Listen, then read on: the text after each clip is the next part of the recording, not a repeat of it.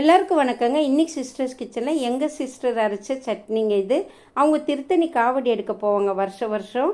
இந்த சட்னி தான் எடுத்துன்னு வருவாங்க. 3 நாள் ஆனாலும் கெட்டு போகாதுங்க.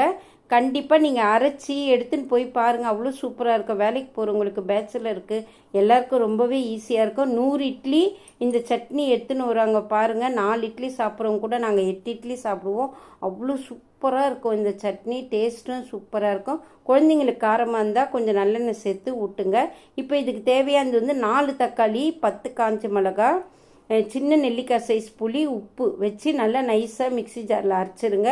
ஒரு குழம்பு கண்டி நல்லெண்ணெய் ஊற்றுங்க. கடுகு 1/4 ஸ்பூனு, உளுத்தம்பருப்பு 1/4 ஸ்பூனு, சீரகம் 1/4 ஸ்பூனு, பெருங்காயம் 1/4 ஸ்பூனு, 2 கொத்து கருவேப்பிலை எல்லாம் போட்டு பொரியிட்டோன்னு இந்த சட்னியை ஊற்றிடுங்க. கொஞ்சம் 1 கிளாஸ் தண்ணி கழுவி ஊற்றுங்க. மூடி வச்சுருங்க.